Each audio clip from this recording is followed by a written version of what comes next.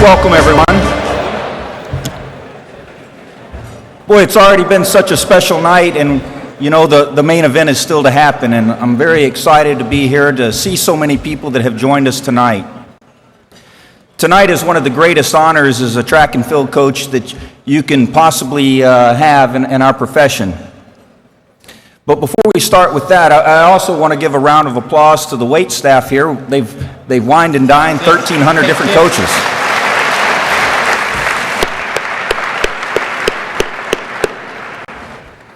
I also want to comment that I've never seen so many coaches look so nice. We have an unbelievable class of inductees tonight, and it's my honor to be to start this presentation off. But before we do that, I want to mention that we have several Hall of Fame members here that have already been inducted, and they're with us tonight. I'd like to recognize them, and if you would, please stand and hold your applause until everybody has finished standing, and then we'll give them a great big round of applause. From our very first inaugural class, very first one in 1995, we have two of the inductees here tonight. The first is George Dales. George. Next we have Stan Huntsman. Nice to have you here, Stan. Terry Crawford, Clyde Hart, Bob Larson, Pat Henry, George Williams, Al Carius, Dean Hayes, Gary Pepin, Gary Winkler, Curtis Fry, Chris Daymont, Lance Harder, and Ed Nadicombe. Welcome back, everyone.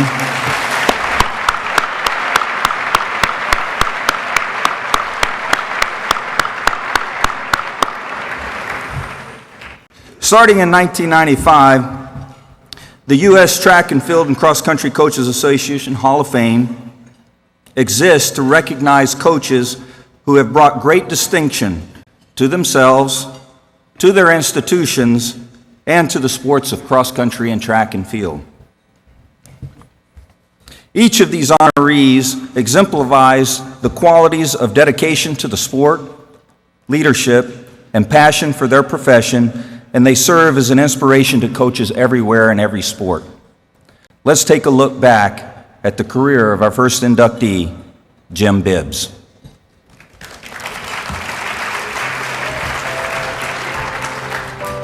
Jim Bibbs is a trailblazer.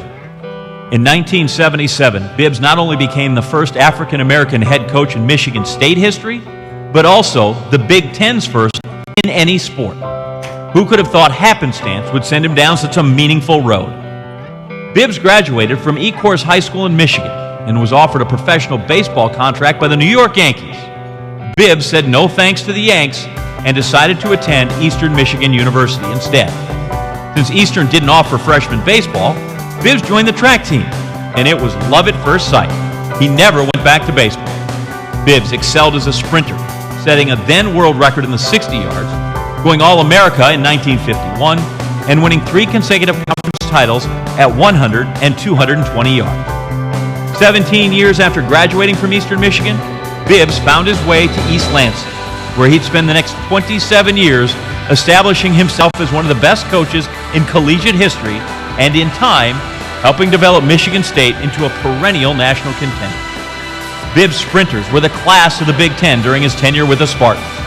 In total, Bibbs mentored athletes to 52 conference titles, 26 All-America honors, and 3 NCAA titles, along with multiple world records. Out of all those sprinters, 2 stood above the rest: Marshall Dill and Herb Washington. 18 Big Ten titles, 3 NCAA championships, and 6 All-America honors between them, all under the guidance of Bibbs. Bibbs also found success at other levels of the sport. In 1967, he coached his high school alma mater to the state track and field title in the boys division. That same year, he served as coach of the women's track and field team at the Pan Am Games, where Americans won gold medals in 8 of 11 events. Above all for him, though, it was about developing the program the athletes, and their character. The difference between him and a lot of contemporary coaches is that now it's all about winning and it's all about their career. Where with Coach Bibbs, it was about himself. That's from former Spartan All-American and Ohio State Director of Track and Field, Karen Dennis. She added, "I think that's what distinguished him from being just a coach and being a person who also cared about you as a human being." He is Jim Bibbs, 2015 Coaches Hall of Fame inductee. Ladies and gentlemen, Jim Bibbs.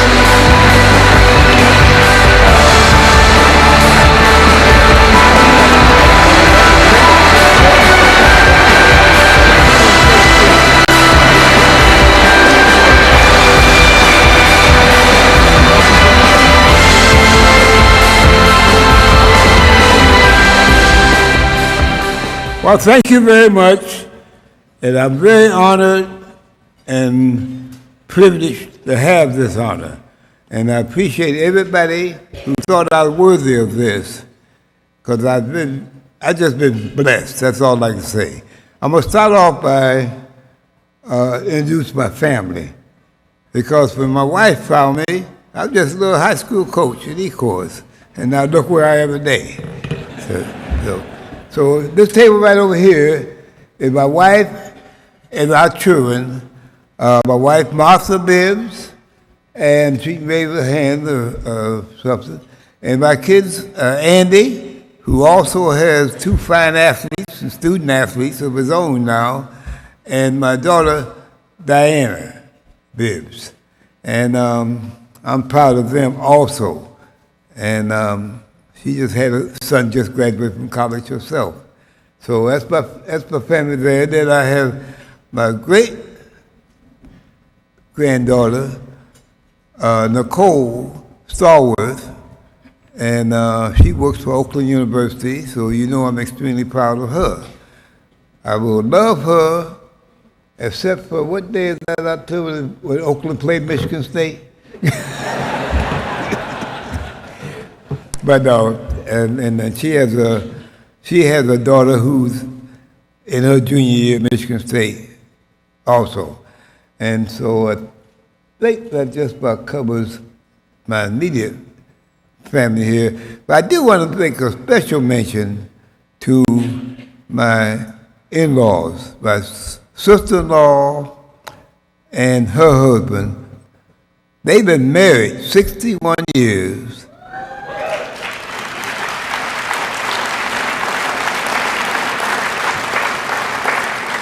And I'm particularly proud because they drove here from Florida.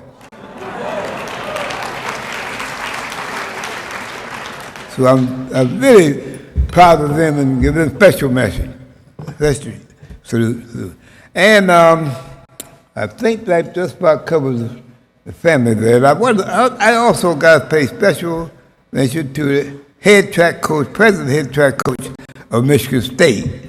And everybody know I'm a Spartan, you can tell that. And if you cut me, I bleed green. See. Walt Drink, who is doing a wonderful job as our head women and men track coordinator at Michigan State now. And Walt's over there at my family table.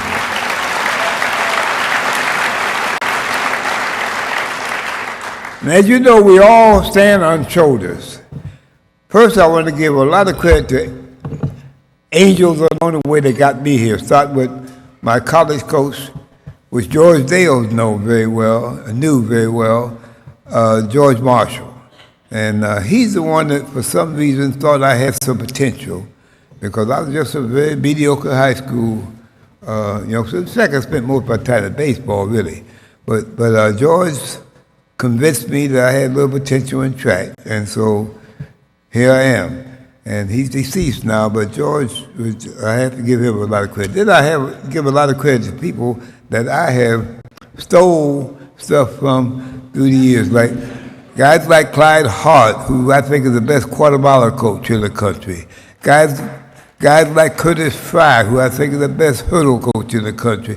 Every time I see somebody like them, I try to steal a little bit of their thunder and a little bit of their knowledge. And so those are the kind of guys that I really give a lot of credit to. And then I go in the Hall of Fame. I sit here, and the people in my church have nerve enough to call me a legend. They don't know legends until they see people like George Dales. And people like this, these are real legends, see. And I'm so proud to see George here. I'm proud to see all those names that they called off that's in the Hall of Fame.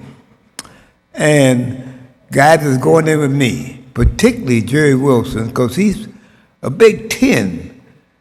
He's part of our Big Ten family. So I'm real proud of him. And Gary Wakeler was mentioned, another Big Ten member. So that's all of our Big Ten family here. And of course, of most important is people whose shoulders that I stand on to be here is my athletes. And I want all my Michigan State athletes, hopefully, to stand up. I have to give special mention to a couple. One, Herb Washington was at Michigan State, came to Michigan State when I came to Michigan State, and really made me proud because I was fortunate enough to get a piece of the world record in the 60-yard dash, and then for me to be able to coach someone to have the world record in the 50-yard dash. Don't ask me what the difference, because the difference was he's a lot faster than I was. But he had at least 2 world records. Then I had Ken Popejoy, who broke 4 minutes in a mile 5 times. And people like that, I just have to give them a little special message. And along with young ladies like Karen Dennis, who's now head track coach of men and women at Ohio State University. And I was lucky enough to be able to coach Karen from the time she was 13 years old. And she went on to be head coach at Michigan State and UNLV and now Ohio State University. And she's won, I don't know, 4 or 5 Big Ten championships. And sitting right next to her is Pam Sedgwick, a young lady from Jeffersonville, Indiana. And I didn't even know there was a Jeffersonville, Indiana. So I met Pam, and her sister came to Michigan State and did an outstanding job. And as you see, they all here tonight, so it means that they all was good students and that did well in life after track, which is important. And although she's not here, I have to say that I had a little something to do with coaching a young lady named Molly Brennan, who was a Rhodes Scholar. So you know I'm proud of that part of it too. So anybody that ran for me, elected me, would they stand up?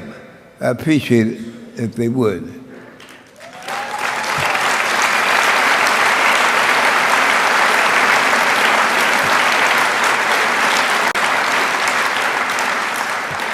Those are the shoulders that I stand on up here today. And it's people like this that I don't know if I'm a big dog. But as my boy Brooks Johnson said, he's a member of the Hall of Fame also. Brooks Johnson said, when I mentioned my athletes, George Dales and all those people, he always said, if you can't be a big dog, rub up against big dogs. See? So I feel being here tonight and joining this group, I have at least rub up against big dogs. Thank you.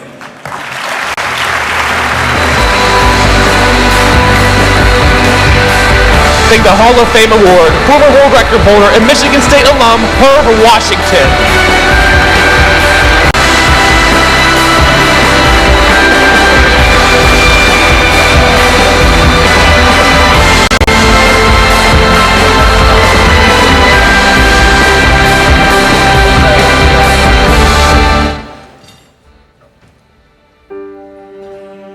National championships in any sport at any level of the NCAA are special in their own way. However, very few of those national titles transcend boundaries as milestone achievements in their sport. In 2008, McMurray's Barbara Krausen won one of those landmark national titles. Her team coming from behind to beat Cortland State at the NCAA Division III Outdoor Track and Field Championships in Oshkosh, Wisconsin. What made the victory so significant? Krauser became the first woman in NCAA history to coach a men's team to a national championship. That's in any sport. And the Warhawks' 2008 win was as dramatic as it was historic. Picture this, McMurray entering the final event of the meet, the 4x400 meter relay, with 29 points, 4 behind leader Cortland State. If the Warhawks finish third or better, they win the title since Cortland State failed to qualify at relay. Add in that McMurray was the 14th and final team to qualify for the prelims, and it just gets better. And better still as the Warhawks quartet got to stick around just in time. McMurray in third in a finish that saw 4th, 5th, and 6th less than a second behind. 4 years later, Krausen won her second national title, and it was easier on everybody's heart. McMurray scored 66 points, featured 4 individual national championships, and 29 total All-American performances. Krausen, the first of 2 women now to lead a men's team to an NCAA title. Western State's Jennifer Michael joined her in 2011 when she led her men's team to a Division II cross-country national champion. Krausen announced her retirement in 2014 and leaves a legacy both on and off the track. A 2015 Coaches Hall of Fame inductee, Barbara Krausen. Ladies and gentlemen, Barbara Krausen.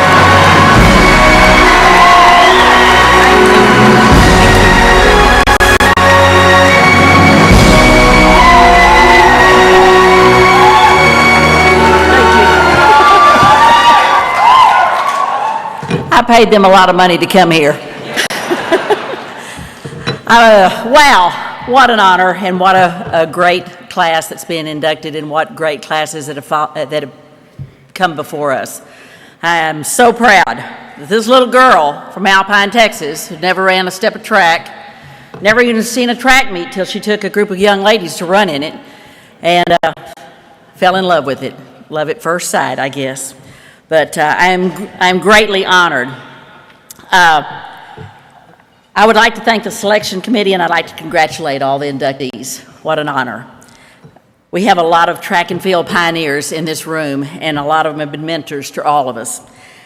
I want to first thank my late husband, Joe Krausen, for his support, because I think all of you know you have to have spouses that'll stand behind you. It didn't hurt that he was the head football coach at McMurray University. So, you know, I know that all of us know that a lot of times it's nice to have football players that compete for you on the track team.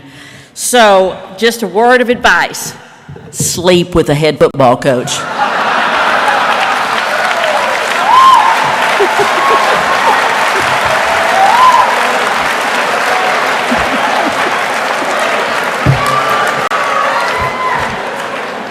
I want to introduce to my family, and as I call your names, please stand up and let people know that this has been my support system for a long time. My daughter Tamara, who shared me with so many, she was asked the other day, she said, "Do you have any brothers and sisters?" And she said, "Hundreds."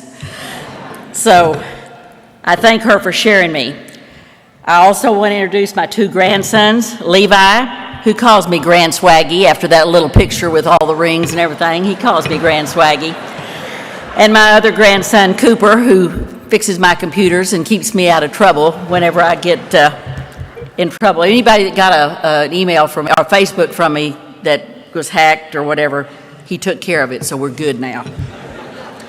I'd like to introduce my brother Bill, who set the standard high. You know, he was such an overachiever, and here I was. I had to keep up with my brothers, and Bill set the standard high for me. And his loving wife, Beth, who I totally adore. I want to also introduce my brother-in-law, Gwen, and his wife, Betsy. They've been a great support system for me for years. I'd like to get the coaches who are now collegiate coaches that competed for me to please stand.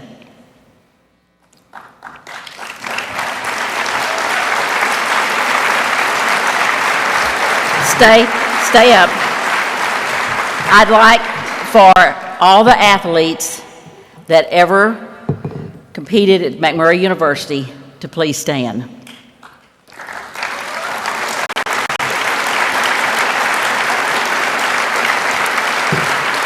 And I would like my friends that have come and my McMurray family to please stand.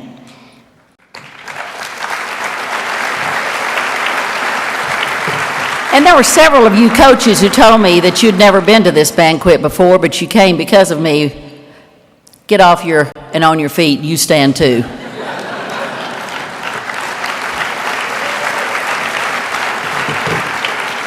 Thank you.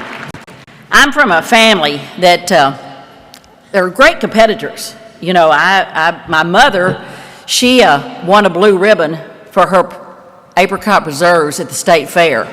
So that's a competitor, I'm telling you. I also have a brother that couldn't be here tonight because he was in a competition this afternoon. And by the way, he won the competition. I was so proud of him. You know, we're still competitors. He was at a competition and he won the Dickie-Doo Award. For those of you who don't know what that is, that's when your belly stick out further than your Dickie-Doo.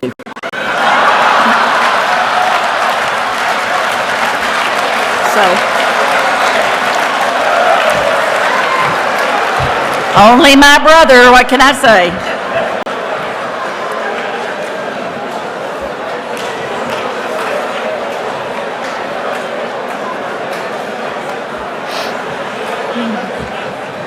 Fred, if you're watching this, I got you tonight.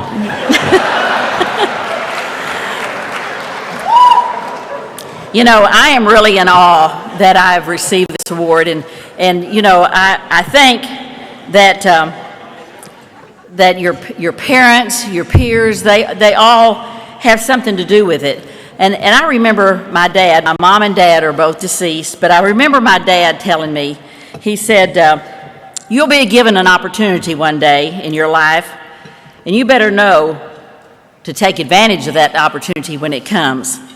And I look back through my career, and I think of, look at all the opportunities you've had. But you have to start from the very first one that you had. And that was when I was a high school coach, and I had two young ladies, and it wasn't because of my coaching, I can assure you of that. Remember, I'd never run a step of track in my life, but these two young ladies qualified to the Junior Elite Olympic Training Center, and they also wanted these young ladies to bring their dumb coach with them because they didn't want to send them back good and then have a same old dumb coach coaching them. So I go to Colorado Springs, and I'm telling you, I've got a 16 millimeter camera. Does that tell you how long ago it was? On my shoulder, and I am filming everything that they say, do, and whatever. And I feel like this experience was a big turning point in my life because I learned so much about track and field and about periodization and about all the things that you all know or you knew and I had not a clue of. So bless the hearts of the young people I had before I went to the Olympic Training Center, because it was a turning point in my life. And you know, if any of you have ever been to Colorado Springs, I don't know if any of y'all have ever heard of the finish line at Colorado Springs. Told on yourself. Well, at that training center, I was really blessed to have two bodyguards escort me over to the finish line. Clyde Hart and Gary Winkler. They took good care of me while I was there, and I learned a ton from them, I can tell you. I brought a lot of the things back to Texas, and I started lecturing and doing clinics because I felt like I wanted to share as much as I had learned, because I learned from the bottom, and so I knew there were a lot of coaches out there that didn't have a clue, just like I didn't have a clue. And I wanted to give that opportunity to learn. And I think that opportunity ultimately led me to McMurray University, because my high school coaching, I was president of the TGCA, and I'd done a lot of clinics, and I felt like I knew a lot of coaches in the state of Texas, and that would help me in recruiting, which it did. The only thing I can say is that there were some things along the way that I didn't learn by some of these clinicians. What I didn't learn and what I wasn't prepared for was, what do you do when you have one of your athletes, I mean, he's run the 200, and the next thing you know, you look up and he's back in somebody's lane that didn't show up for that race, and he's running another 200. I asked him when he finished, I said, what are you doing? And he said, Coach, I run the third leg of the sprint relay. I was just working on that curve. What do you see? You can't argue with that. What can I say? Another time, I wasn't prepared for this. I had two relays that were running in to try to qualify to go to the national meet. And I told it was a small meet, and I told my second relay team, I said, I want you to really push the first one. No matter what, you've got to push the the A team. Well, on the B team, my first leg pulled up with a cramp in his hamstring, so he never got the baton to the second leg. My second leg of the A team took off. My second leg of the B team took off. Got to the third leg. My third leg of the A team took off. My third leg of the B team took off. Got to the anchor leg took off, B team leg took off. The B team ran a qualifying time to the national meet and were not disqualified. They said, Coach, you're going to take us, aren't you? And I said, listen, I do have scruples. You are not going. So, another time that I wasn't quite prepared for what I needed to do was I had a couple of throwers, and they were sisters. They looked just alike. They weren't twins, but they looked just alike. One was a really good discus thrower, and the other was a really good shot putter. And so I went over, I wasn't a throws coach, but I went over and I said, well, how'd you do today? He said, the good discus thrower, who is Kathy, I'm going to get these names right, Kathy and Marilyn, said, Kathy qualified. She was the discus thrower. She qualified for finals in the shot. I said, well, how'd Marilyn do? And they said, she didn't qualify, Coach. I said, man, that's interesting. It wasn't until I got back on the bus that I found out that Marilyn took Kathy's last throw, knocked her out of the competition, qualified her sister into the finals. I was never taught, what do you do with some situations like that? That was another one. I know that I went from high school to college, and probably the real true reason why I left high school is we always had to drive a bus to the meet. Coaches were expected to drive the bus. And so I driving the bus, all of a sudden I look up and I'm going on a one-way street the wrong way. So I said, I got to turn around here. So I go over the median, and then I realize that I am high, I can't move. The buses won't go anywhere. So I told all the kids, I said, get off the bus. Everybody get off. And of course, my upperclassmen were saying, don't say a word. So they all got out, and I'm trying to move that bus and putting it in gear and all that. And one of them comes and knocks on the window, and she says, Coach, your back wheels aren't touching the ground. So I get out of the bus, and we're not too far from the bus barn, and I just go get another bus, leave that one sitting there, go get another bus, and off we go to the track meet. So, not only I couldn't drive, but I was a thief too. And I'm just warning ISIS. They ain't got nothing on me. Going to the national meet, Han, you might remember this. Going to the national meet, we're going through the check-in line, where you take your shoes off, you take your clothes off, you take everything off, and they check your bags. And all of a sudden, they bring out this little pouch. It's like a little makeup pouch that I had my starting pistol in. Han says, oh, that's the starting pistol. The other one said, no, that's just her makeup. He said, no, that's the starting pistol. I know, I see that pouch too many times. Well, the rest of the team got to go on to the national meet. I waited at the airport for a couple of hours. Thank God we were in Abilene, Texas, my hometown. My brother, who's a district judge, told me if I'd been in Dallas, I'd have been in jail. So I got out of that one for a $3,000 fine. But if I paid it in 30 days, it was only $1,500. So there we go. And Another thing is, I think all of you know that we all have fundraising to do, and you know, there's all kinds of things that you try to do to make a dollar to help your budget. And I have a really good friend that's here with me tonight that she and I found one of the best fundraising gigs that you'll ever get. Bev, would you stand up a minute? So, you know, eat your heart out here. Bev and I, there's a place called Jaguars in Abilene, and they have poles in there, and you can't imagine the tips that the two of us can get. I'm telling you, those were heck of fundraising.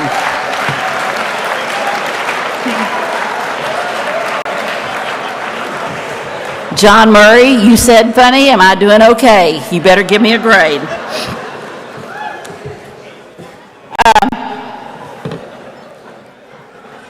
I do want to get a little bit serious now. I've told all my funnies that I'm going to tell for the night.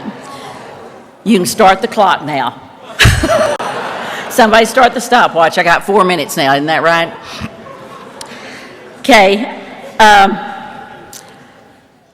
I served on the NCAA for 4 years, on the committee for 4 years, and I started a little tradition, and it was a tradition that one of our throwers started at McMurray. Cody Brotherton started this, and that was every time we went out to eat, whoever took the first bite had to say the prayer. Let me tell you, my kids were over there about to knock each other out, trying to get different ones to say the prayer over there. But I started this with the NCAA committee. I got a text this year saying, you took the first bite, so-and-so has to say the prayer. And I'm going to tell you what, Jen, Chris, which one of y'all had to say the most prayers? I don't know, but we always had to say a prayer before we started, and that was whoever took the first bite. You know, there's a parable about three servants, and they were given each two talents. And those talents, 2 of them went out and they doubled those talents. One of them went out and he brought back the same thing. What I pray for and I hope is that I was one of those servants that came back with double, maybe even triple, that talent. And I challenge each of you to be a servant that goes out and doubles your talents and brings it back. And then I know that God will smile down on you and say, good and faithful servant, well done. I will bless you with many. Thank you.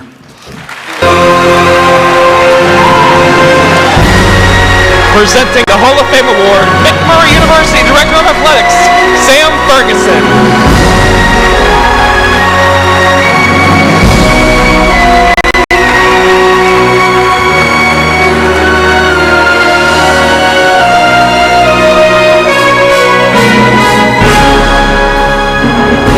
Handful of programs in the history of NCAA Division III that can display men's track and field, indoor and outdoor championship hardware in their trophy case. Wisconsin Lacrosse, Lincoln University in Pennsylvania, North Central College in Illinois, Wisconsin Oshkosh, and Frostburg State. However, only one, Frostburg State, and Coach Bob Lewis can claim the distinction of being the first school to sweep the D3 title. In 1986, 16 years after he started coaching the Bobcats, Lewis guided his men to the D3 indoor title, then followed it up in the spring with the outdoor crown. Frostburg State nearly pulled off the double again the following year. Lewis's team winning the outdoor title, but falling 10 points shy of UW Lacrosse for the championship indoor. To this day, only 6 men's teams have ever won back-to-back NCAA Division III outdoor team titles, and Lewis's squad is among them. Lewis's career at Frostburg State, the only university he's ever coached, was defined by a consistent presence at the national level. The Bobcats leaving their mark constantly in the late 1970s through the early 90s. His men finished inside the top 10 nationally 9 times during the outdoor season, 4 times during the indoor campaign, and twice in cross country. His outdoor teams particularly successful, with a 4-year run of top 5 finishes beginning in 1985, and that included 2 national crowns. In 2001, Lewis led Frostburg State to a top 10 finish in a fourth different decade, as his Bobcats finished tied for third at the D3 Outdoor Championships. During his career, Lewis also dominated Frostburg State's biggest rivals. Against Townsend, Salisbury, Maryland, Baltimore County, he was an incredible 117-4 in head-to-head competition. As timeless as he is successful, it's Bob Lewis, 2015 Coaches Hall of Fame inductee. Ladies and gentlemen, Bob Lewis.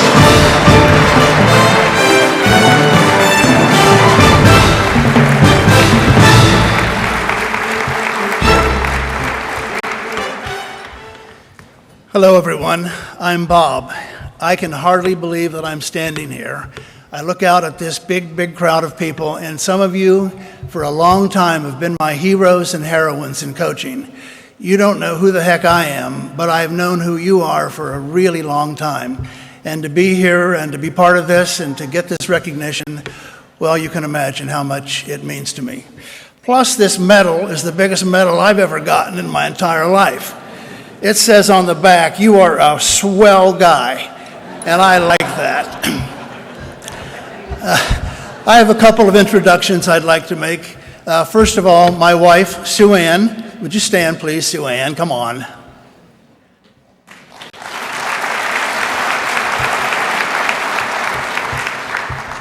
Sue Ann's a psychologist. You haven't lived as a track coach until you've got somebody scrutinizing and analyzing every goofy thing that you've been doing. Fortunately, she didn't tell me too much about it. I didn't have to hear it, but I knew she was looking. The other introduction I'd like to make is Stan Soper, who is my presenter for the award later on. And Stan was a member of my very first team at Frostburg in track and field. He had his own successful career at Mary Washington College in Virginia, Division III school. And he was, when he was at Frostburg and when I was coaching, our best half-miler and our best long jumper, which is a really unusual combination, of course.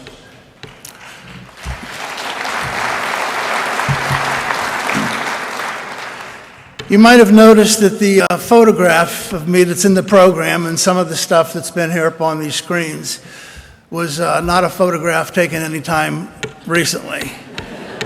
There's a reason for that. And the committee, or the association, tried many times to get me to send photographs. Folks, let me tell you, nobody in the world does dorky photographs better than I do. I have dorky photographs down to a science. And so I resisted until the last minute sending anything in at all, really. But finally, I did go ahead and sent the stuff that you've seen up here on some of these screens. I asked myself, how many times have people asked you, where is Frostburg? I was asked that several times just today. I wish I had $1 for every time people have asked me, where is Frostburg? We're in Maryland. We're in Western Maryland. We're in Appalachian Maryland. I didn't even know Maryland had an Appalachian part to it until I went to Maryland for this interview in 1971. I'm so happy I got that job.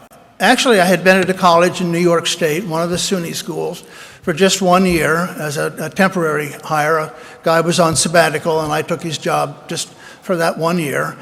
So I was looking for a job in 1971 and ended up in Frostburg, Maryland. And I'd never heard of the place before going for the interview, but I've liked it a whole lot ever since. It's been my life. I'm still a member of the faculty there. This is my 46th year as a faculty member. I haven't coached for 15 years, but I'm still part of what our school is all about. Frostburg is, as I said, in Appalachia. It's really hilly. It's really pretty. We have just beaucoup lakes and state parks and state forests and great running areas with logging trails and snowmobile trails and cross-country ski trails, running along streams and so on. It's a pretty terrific area for being outdoors and being a track athlete. The winters there are bitterly cold most of the time. Now, like all of you coaches, we're all walking, talking storybooks about our profession, about the work that we do. So here's a few stories that I've tried to collect and, put this into bullet points because I know there's a bit of a time limit, But to try to condense your work, your career, your life really into bullet points, that's kind of an interesting exercise. So here's one. First of all, we did win an NCAA indoor championship in 1986. That was the first national title that we got. We only got 3. Some of you have gotten, just all kinds of them. Well, 3 for us was pretty good.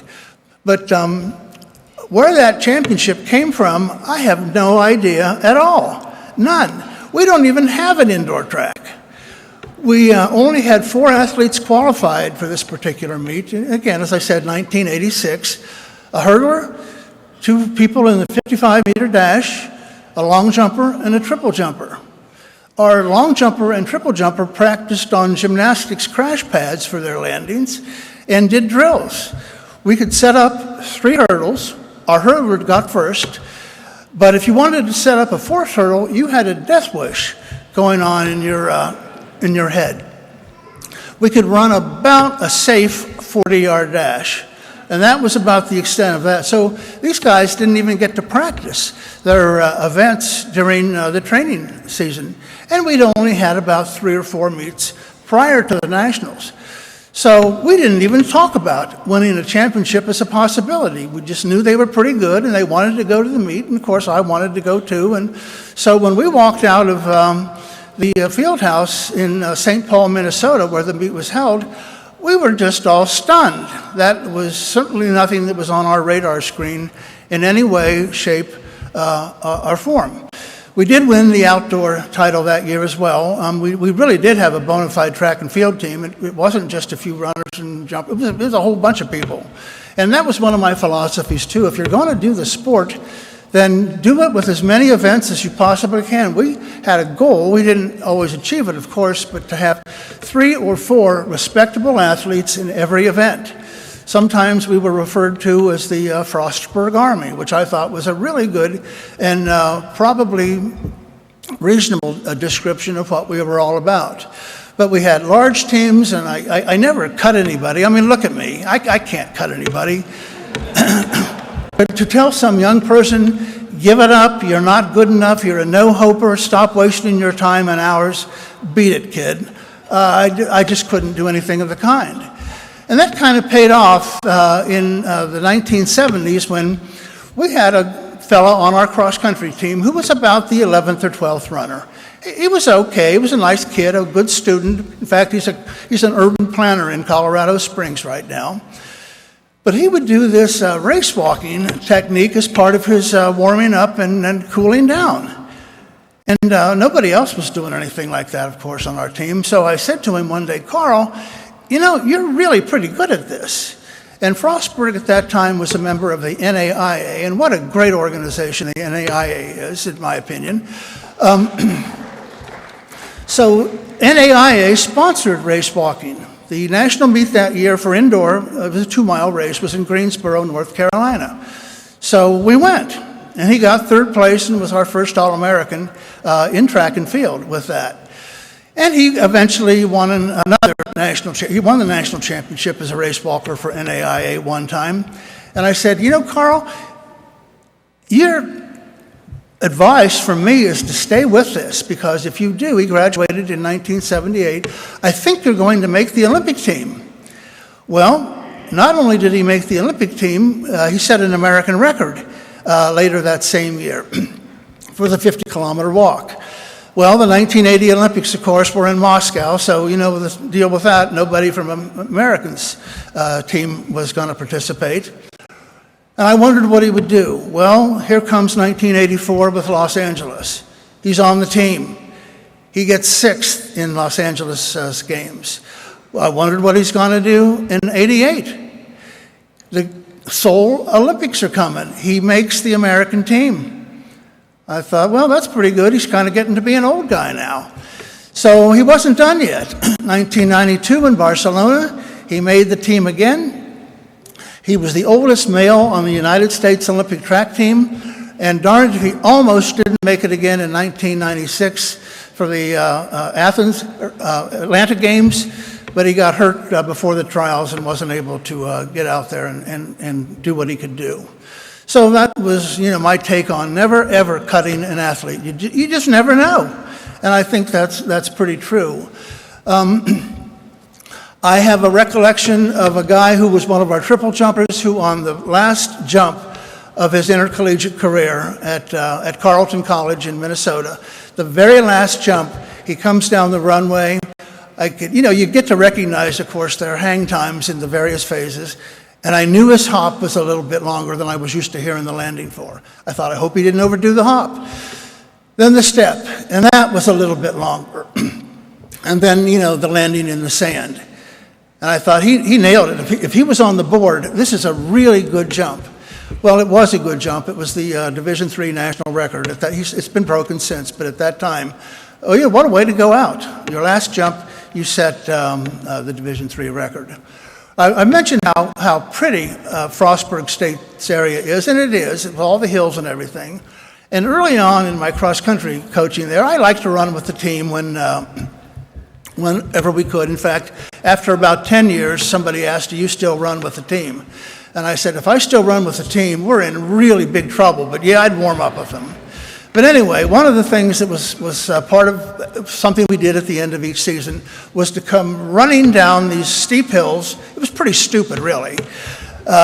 Steep hills, they were wooded, they were covered with leaves. It was after the leaves had fallen and so on. And it was a chancy thing to be doing, maybe a sprained ankle. We didn't have any, but we're lucky. So I told this to somebody, what we were doing, and he said, Bob, you might want to think about that. I said, well, why? He said, because the thing is filled with snakes.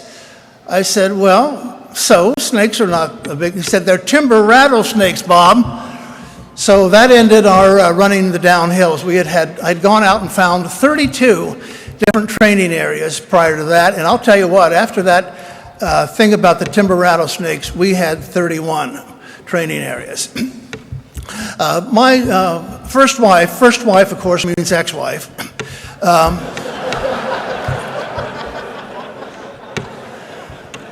My idea of a great Sunday afternoon was to go driving through western Maryland, through Appalachia, all these hills and parks and forests and so on, and find new training areas. She hated it. I mean, you talk about a Mr. Excitement. On Sunday afternoon, your idea of a good time is to go find training areas for the cross-country team. That marriage ended.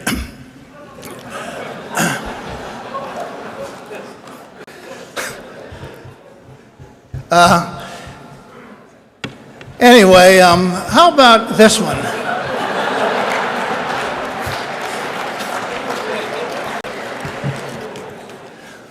We did try to get our athletes to meets where they were really going to be challenged, and I'm always going to be grateful to Harry Groves at Penn State and Marty Pushkin at West Virginia and John Vasbury when he was coaching at Pitt, and before him Jim Banner and the late Jim Banner and the late Dave Walker at East Tennessee. Those coaches let us in their meets. I mean, we were nobody, but we knew that we needed to get against the good competition to be competitive. Everybody does that, of course. But one year we hosted a cross-country invitational, and a school in our conference is Mount St. Mary's. They're a small Division I school now, but anyway, they were in our conference. And one of their runners was Peter Rono. Peter Rono, you might remember, was the 1988 Olympic champion from Kenya at 1,500 meters. Well, in this particular meet, I was, the meet director, but also the photographer. That's basically one of my jobs, was to photograph as much as I could of other people. And so I have this photograph taken of this runner of ours. He is one step ahead of Peter Rono at the mile mark. And so I, snapped the photograph and gave the boy the negative. He had that thing blown up into the size of a poster with him leading the guy who would eventually be the Olympic champion. Of course, that wasn't the status of the race at the finish, but he was proud to have it like that. Those of you who are not associated with Division III will not get something like this either, or small NAIA schools. We, in 1978, had a bunch of guys who, we were NAIA at that time, really wanted to go to the outdoor national meet. They were good athletes, they deserved to go, but if you ever loaded 13 athletes and 2 coaches into a 15-passenger van and driven from Maryland to Abilene, Texas. Folks, that was a trip to remember. That was the ripest van you've ever... Or how about this one? Our big rival for a number of years has been Salisbury University, another Maryland Division III school. Well, yeah, I know. I've talked to you earlier. I know you're there. Well, anyway, we didn't have any money at all. Have you ever asked your team to take each of them a sleeping bag and a pillow, drive the 5 hours or 5.5 hours to the meet site, sleep on their gym floor, and invariably, we did this 2 or 3 times, always somebody came, I guess it was from Salisbury, and hit that fire alarm in the gym at 3 or 4 in the morning. That's the greatest motivation for your team to do well the next day, because we were pissed that, about that. I don't know whether I should tell this one or not, because this is a little bit dicey.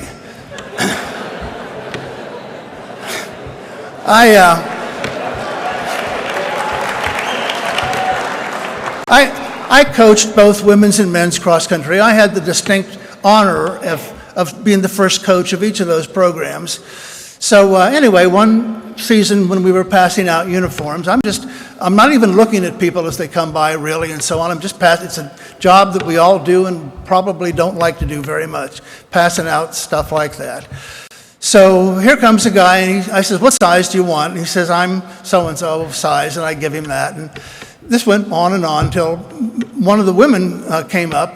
I didn't even look at her, and really, I said, "Mary, what size are you?" And she said, "I'm a medium." And without even thinking, don't ever do this, guys, I said, "Mary, you're at least a large."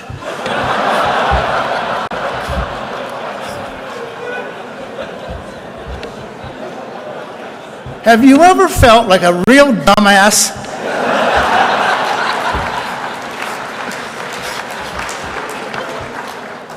I'm so diplomatic. I said, "Mary, I just cannot judge women's sizes very accurately. Why don't you take this small and this medium and this large to the locker room and you try on which one you think fits best and tell me." Now, what do you think she chose? She was a large. But boy, for me to have phrased it that way was a move from Idiotville. That's for sure. I stopped coaching in 2001. I haven't been a coach then for about 15 years. Certainly those were some terrific years in my life. I've been at Frostburg, I think I said earlier, for 46 years. I have the opportunity to coordinate what we have as an academic minor in sports coaching. It's really a wonderful job. And I tell these students the same things that you probably would tell your athletes or your students if you had classes like this. First of all, ladies and gentlemen, you will never be forgotten as a coach. You'll be remembered forever. If you're a good coach, a great coach, an indifferent coach, a mediocre coach, a poor coach, a terrible coach, you will be remembered. And I think that is certainly, I remember every coach I ever had. Fortunately, the guys that coached me were pretty doggone good coaches. In fact, if I try real hard, I can kind of close my eyes and open my ears, and I can still hear their voices talking to me, even though they're both deceased now. But honorable men, good men, and they made a difference, certainly to me. I say to them, you know, you are entrusted, if you're a coach, with one of the most expensive classrooms in your institution. There is no geometry classroom, there is no English classroom, there is no history classroom that in expense and what it took to put it together even compares with what a track and field complex or what any sport venue involves. So respect that. Respect the time of the athletes, respect the money of the taxpayers that built that facility, respect the people that paid the tuition, because you have this incredible opportunity to do something pretty large in, as I said, an extremely expensive place. So do good work, in other words. What else would I want to point out about that? Oh,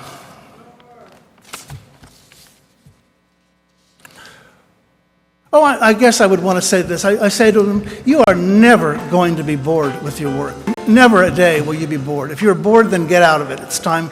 It's a message and a half, so you need to depart. But I think most of you are probably of the mindset that you can hardly wait to get to work in the morning. That was certainly my mindset. Get to work and get it going and hopefully get something done. And if I can convey those kinds of things to those students, and if they listen to me a little bit here and there, then I feel at the end of a class session that maybe that was okay.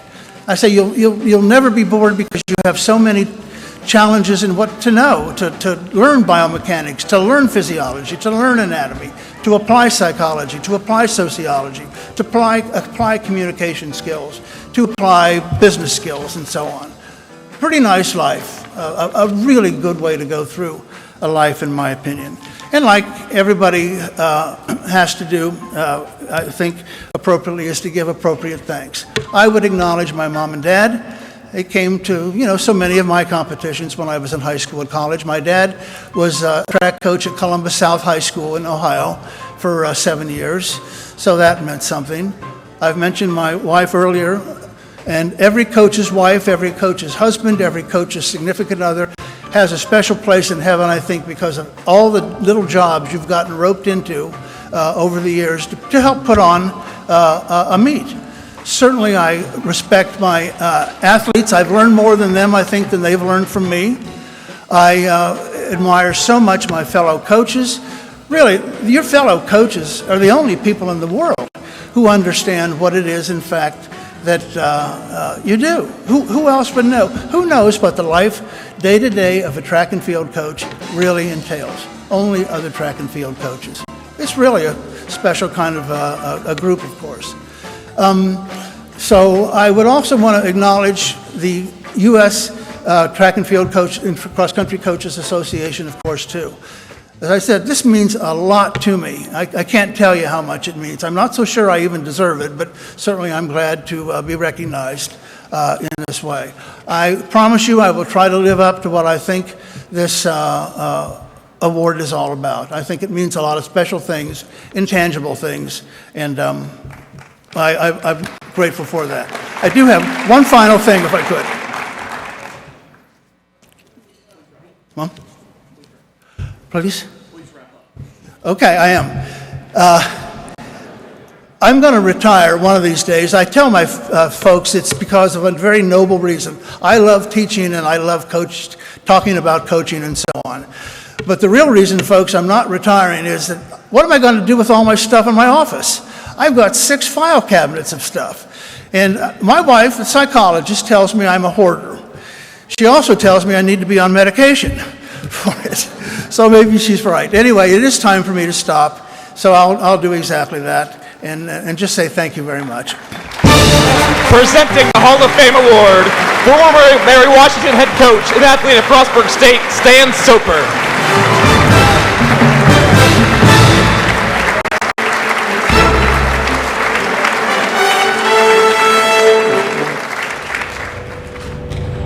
The name Billy Maxwell is synonymous with winning.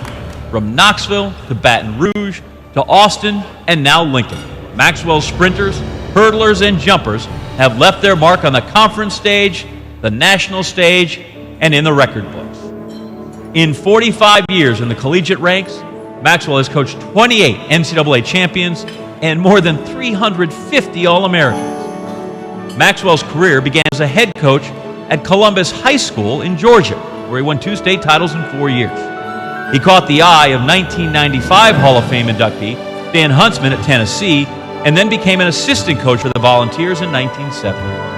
Over the next 12 years with the Vols, he and his athletes, including Olympian Willie Gault, contributed to a pair of national titles, 3 more national runner-up finishes, and 4 additional third-place finishes.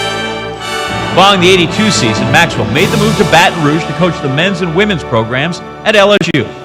Under Maxwell, the Tigers clawed their way up the national scene, placing 3rd at the '85 NCAA Indoor Championships, adding a runner-up finish outdoor in '86, and then the national indoor title the following year in 1987. Maxwell's next stop was Texas, 1991, where he coached sprints, hurdles, and jumps. He remained there until 1995, and during that span, coached 14 All-Americans. In 96, Maxwell made the move to Lincoln and the University of Nebraska, where he's been for the last 20 years. His tenure started with a bang as the Cornhusker men notched a program-best national runner-up finish during the 1996 indoor season. And he continues to produce some of the nation's best sprinters and hurdlers. During Nebraska's time in the Big 12, Maxwell coached his athletes to 25 conference titles, and he's picked up 8 more since the school joined the Big 10 in 2011. From the high school ranks to 17 years in the SEC, 19 years in the Big 12, and now 4 in the Big 10, one word has defined Maxwell's career: success. He is Billy Maxwell, 2015 Coaches Hall of Fame inductee. Ladies and gentlemen, Billy Maxwell.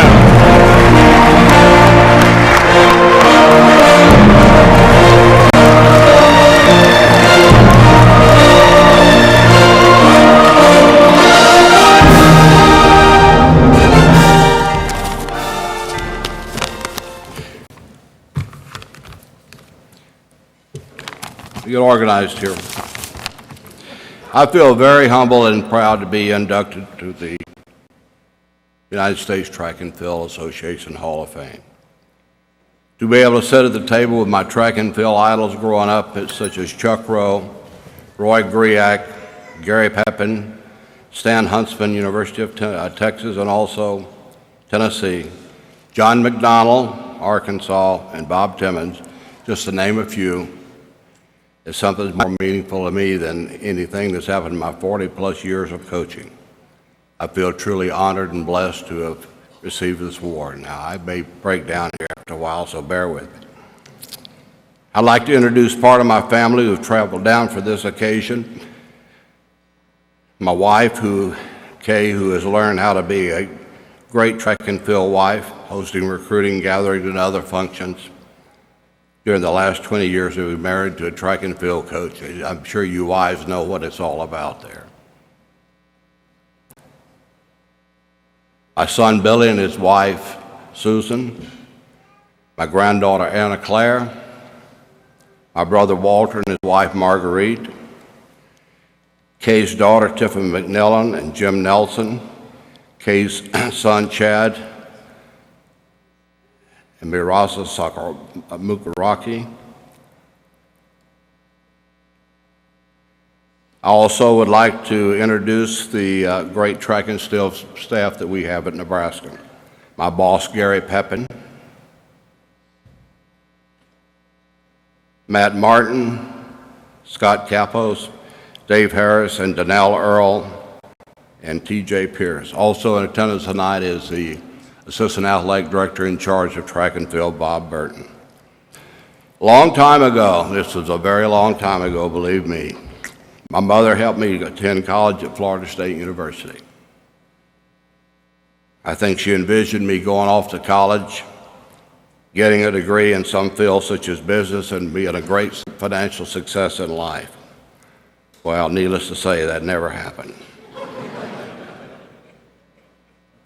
Little did she know that already due to what little success I'd had in track and field as an athlete and having one of the great high school coaches in Georgia State High School track and field history, and a guy named Tommy Taylor, as my mentor and idol, all I ever wanted to be in life was to be a track and field coach. This great love of the sport continued at FSU whenever I was down there. Had a great coach there named Mike Long, who I'm sure some of the old-timers know a lot about. I also got to know some members of the track and field team there at FSU, 2 of them who were Dick Roberts and Terry Long, who later became the track and field coach there at FSU. Also in this group was a couple of coaches that wanted to be coaches in life, and they were very successful. Brent Haley, who I'm sure some of you guys from Florida are very familiar with, who coached there at Largo High School, and a guy named Jeff DeCola, who was also a great coach down that way. From day one, there's no doubt in my mind about what I wanted to do a professional career. As I look back, I never thought about pursuing anything else in life besides being a track and field coach. Remember, I stopped at Columbus High School, University of Tennessee, LSU, and the University of Texas. And finally, University of Nebraska. I've enjoyed each of these places in my career in coaching. And I would feel blessed that I was given the opportunity to work at these great institutions. The friends that I made at these schools are much like you in the fact that I think for the most part, most of us think about our student athletes, their academics, and also their athletic careers, and putting that way first in front of ourselves, which we should come in second place in this honor. Finally, it's been a great ride.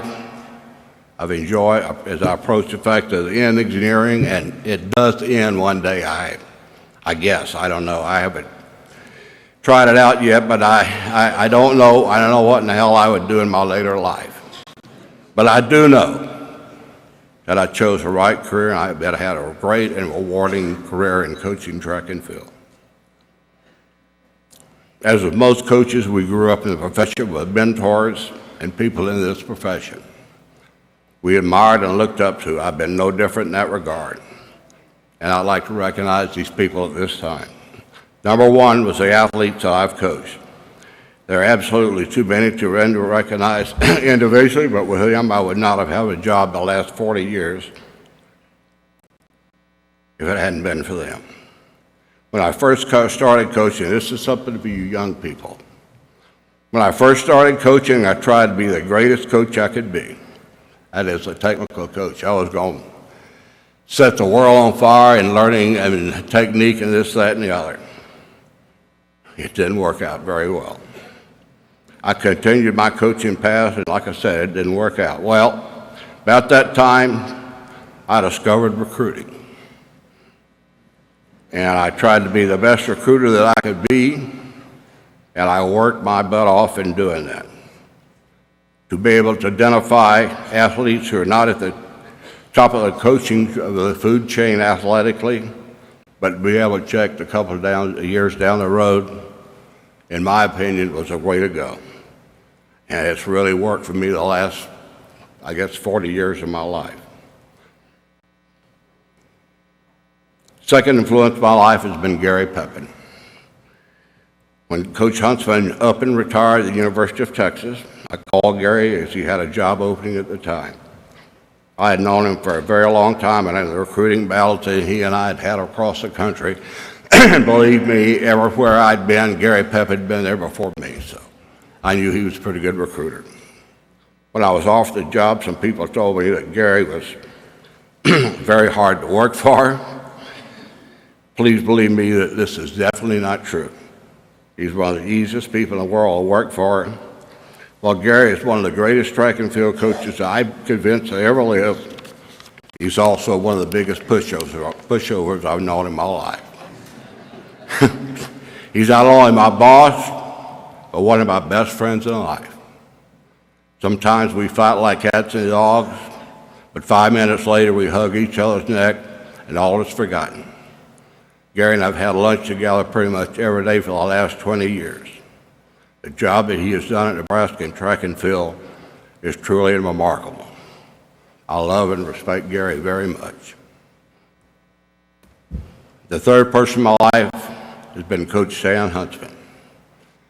And I wish every person in this room had had an opportunity in life to know and spend time with Stan Huntsman. And Stan, you'll never know how much I appreciate you being here tonight. That really made me feel good when you walked in the door.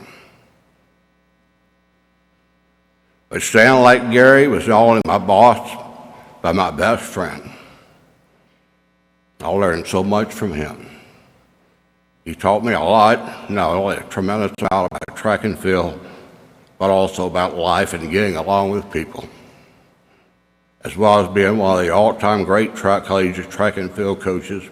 He was a much better even human being. He probably knew as much and more about coaching track and field, particularly distance running, than any coach I've ever known. I'm truly blessed to have known and worked for him for all that for many years.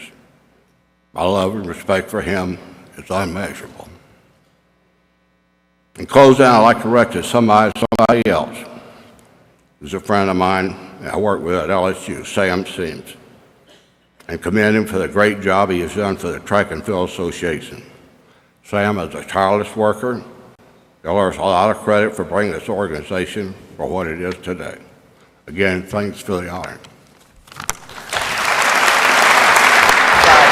Presenting the Hall of Fame Award 2008 Hall of Fame inductee, Nebraska head coach Gary Pepin.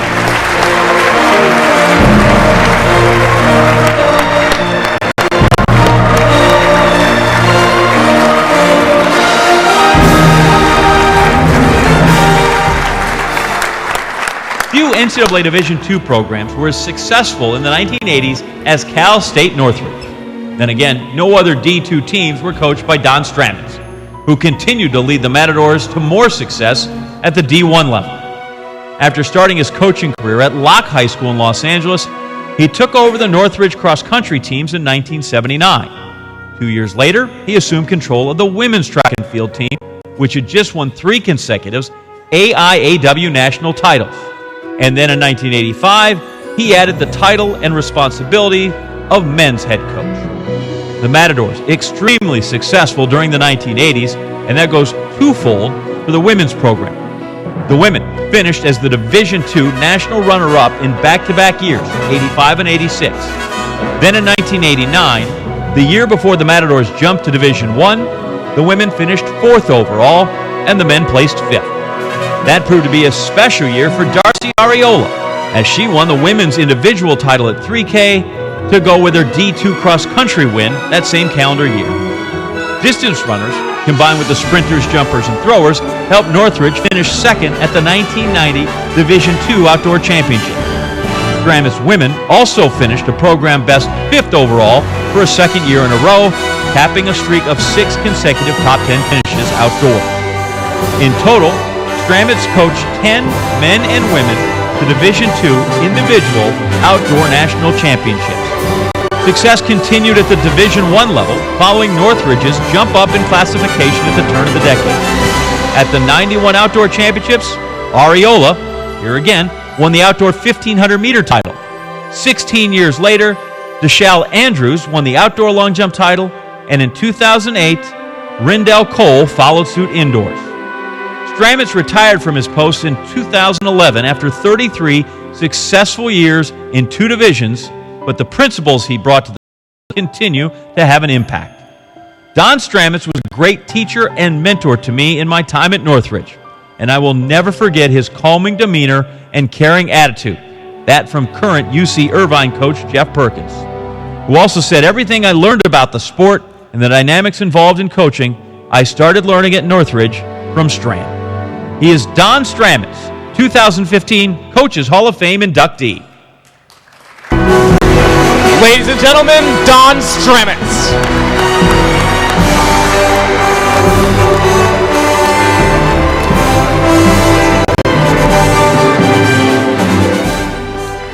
Thank you very much. I want to congratulate the entire 2015 Hall of Fame class and let you know how humbled and honored that I am to be here tonight standing in front of you. It is only through God's grace that I've walked this journey, a journey of joy and happiness. To my wife, Carolyn, I just thank you for all your love, your understanding, and your patience in dealing with a track coach. You have been steadfast in my life, and I could never thank you enough. To the Coaches Association, Sam Seams and the Selection Committee, thank you so much for this honor. To my Northridge family, the athletes, the assistant coaches throughout the years, I am forever grateful. Some of those coaches I want to recognize tonight: Tony Vini, Dan Lang, John Frazier, Jeff McCauley, and then the Powerhouse Four got together in about 2003, 2004, all together. Jeremy Fisher, now at the Olympic Training Center, Jeff Perkins, the head coach at UC Irvine. At my table tonight, Avery Anderson, who is now over here, who is now the head coach at Cal State Northridge, and Dale Cowper, now the head coach at University of Louisville. To them, I am forever grateful. I would not be standing here if it hadn't been for the athletes and the assistant coaches that so helped me along the way.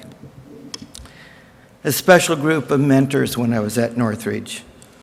Dr. Barbara Swerkis, who was the women's coach before and who had just won 3 AIAW national championships, was a special mentor to me, as well as the faculty athletic rep, Dr. Jim Sefton. In Division 2 years, Jim Sackett from Cal Poly Pomona and Chris Rennie from UC Riverside tutored me in the ways to be a coach. As we went on into Division 1, 2 outstanding individuals came by my side. Terry Crawford from SLO and Red Estes, my hunting partner from Fresno State. To them, I am grateful. To the Big West coaches, some of them are here tonight, we had a great run together, a great 10 years together. Irv Ray, Pete Dolan, John Elders, Vince O'Boyle. I thank you. I have 2 young men sitting with me tonight that I'm honored were athletes in my program. One is John DeGata. And John was like an adopted son to me. He wanted so badly to come back and coach at Northridge. It was hard to explain to him he needed to go elsewhere. He needed to plant his feet and to establish himself outside of the Matador Arena. John did that. He went to Santa Barbara. He's with other coaching stops along the way. He is now a very successful coach at the University of Oklahoma, and I'm so proud of him. Thanks, John. The other young man sitting with me tonight is my son. In essence, he's my son. He's been my son for a long time, Chris Asher. And Chris was I'm going to say, a so-so athlete at Northridge. He did a little bit of this, a little bit of that. But he knew so much about coaching. He was probably the only athlete that could come into the office and actually debate whether or not the training was going the way it should be going, because he understood track and field. Again, he wanted to come to Northridge. He wanted to coach at his alma mater. I actually had to sit down with Chris and his dad one night and explain why it would be better for him to go someplace else. He ended up going to Cal State Fullerton with John Elders. They rewrote the entire record book for all the sprints and hurdle events and relay events.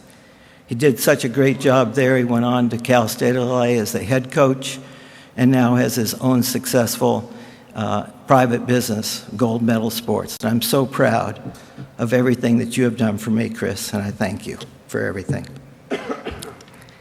1969, I started at Locke High School. Locke is a school that was built right after the Watts riots. Watts riots flashpoint was 116th in San Pedro. Gasoline Alley was 103rd in Avalon. Locke was on 111th between San Pedro and Avalon. So it was an interesting school. It was a great school. 1974, my first week as a track coach there. Standing on the track, it's Friday afternoon. I hear the shots. I hear the bullets go by my head. And I look down the track, and Robert Briscoe is laying on the track. Robert was the older brother of the Olympian Valerie Briscoe Hooks. And later that night, I'm with the parents at the hospital when they come out and say he didn't make it. A couple of minutes later, the parents looked at me and said 2 things. Do not let his death be in vain. And the second thing was, which totally defined my coaching career, help everyone you can. I'll remember that forever. We had a lot of fun at Locke. We went to a night track meet once out at Rialto High School, came back to the parking lot. There's 25 cars in the parking lot. There was one problem. 22 of the cars had all of their tires stolen and were up on crates. The only 3 cars in the parking lot that still had tires were the 3 coaches. Another time, I'm sure you heard of when Patty Hearst and the Lebanese party was going on, and there was all that problems going on in LA. And we had gone to a meet, and we came back late at night, got back about 10 o'clock, and we're sitting there listening on the radio. We've got a couple athletes still need to be picked up, and we're on the corner of the street. And I'm in an assistant coach's car, and Big Russ was his name. Russ was 6'5", and about 325, and we were in a Volkswagen. And Russ had taken the back seat out of this Volkswagen and put his seat into the back seat, because that's about how much room he needed to drive this. He looked over at me, and Russ said, "You know, I got to be crazy sitting here with you." And sure enough, the cops came, ordered us out of the car. We're laying on the ground. I said, "Those kids will tell you who I am." The kid said, "No, we don't have anything to do with you." And later on, I got even on Monday.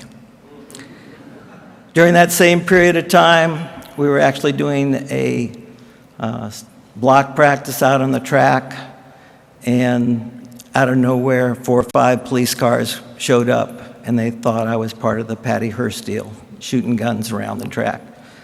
But it worked out okay. Fall of '85 was a turning point in my career. It was Friday afternoon before the first day of school on Monday at Northridge.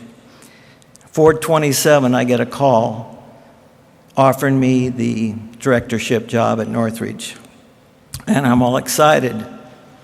And then I heard what they were offering. And they were offering an associate professorship, step 4, which would have been a pretty good pay cut for me because I was doing pretty well with LA Unified. So I countered and said full professorship, step 2. I said, you know, I'll still take a pay cut, but 10 years from now I'll be making more money. So 10 minutes later I get a call back and they say, associate professorship, step 5. I countered full professorship, step 1, take it or leave it. And then the clock started ticking. 4:55, 4:56, 4:57. I knew I had to have a phone call by 5 o'clock, otherwise there was no deal. At 4:58 they called, and they had agreed to the deal.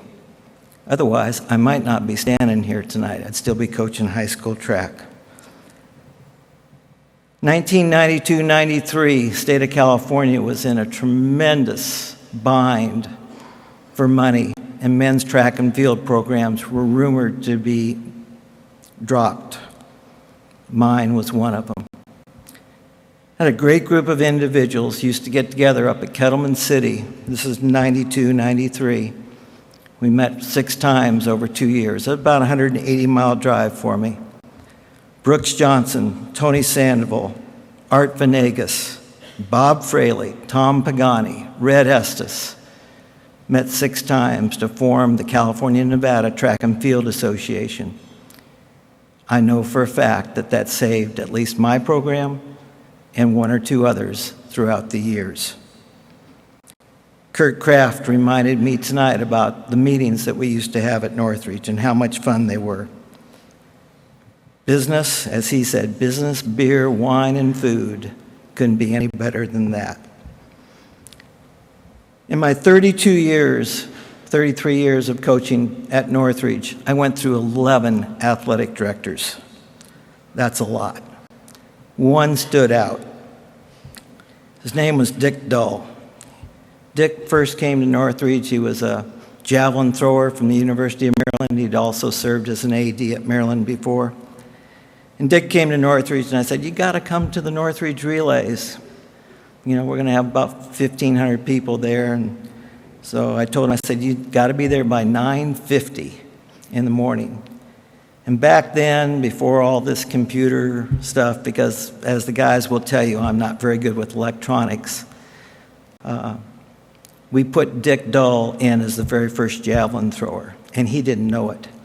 So the head javelin official comes out, and at 9:55 yells out very loudly, "Dick Dull, will you please check in for the javelin? You're late." Dick turned to me and said, "You son of a, okay." And from that point on, we were inseparable friends. In 2004, Dick was the one that was responsible for one of the highlights of my career, in that Northridge hosted the 2004 NC2A Western Regionals for track and field, the first mid-major to do so.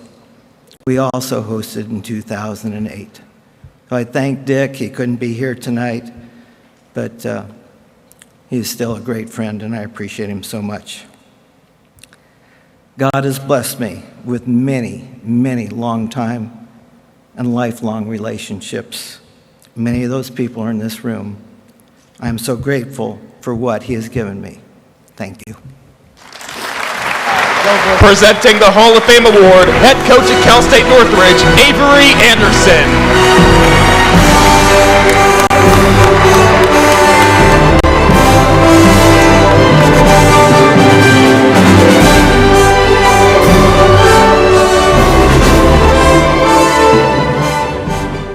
When Gary Wilson announced his retirement in 2012 after more than 35 years of coaching, it was front page news. Coach Wilson calls it a career, read the headline of the Minnesota Daily, the student newspaper at the University of Minnesota, where Wilson had worked since 1985.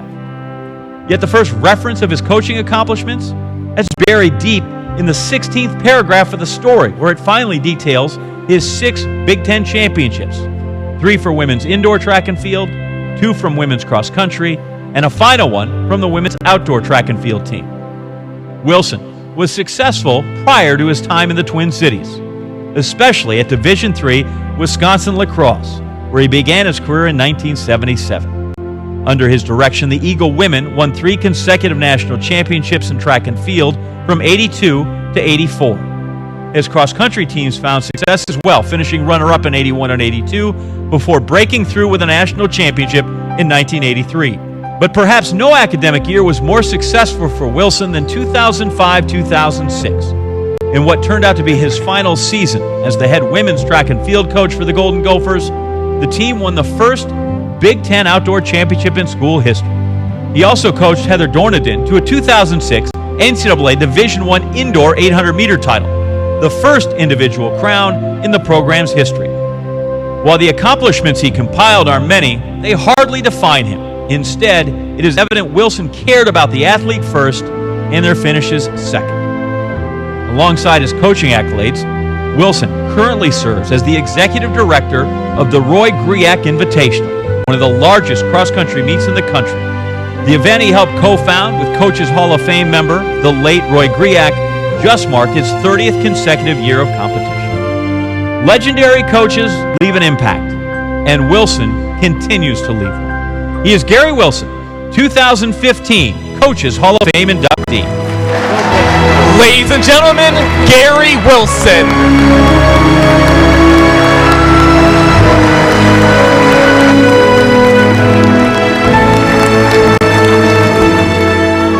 I don't know what I'm doing up on the stage with all these old people, but somebody came up to me the other day and said, "You know, I've known you since you were a kid." I said, "Well, how old are you?" He said, "I'm 66. I said, "Well, I'm 69. I said, "I think you missed a memo." Well, first thing I want to say is, if people think track is dead, they should look out in this room, because it's sure to hell not. Now, there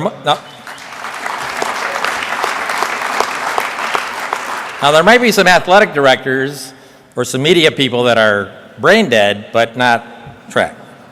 I'd like to thank the committee, obviously, all the people up here it was so neat tonight. Well, it wasn't that neat. At 3 o'clock, we were all here. We're all nervous. Barb's asking about where the bathrooms were.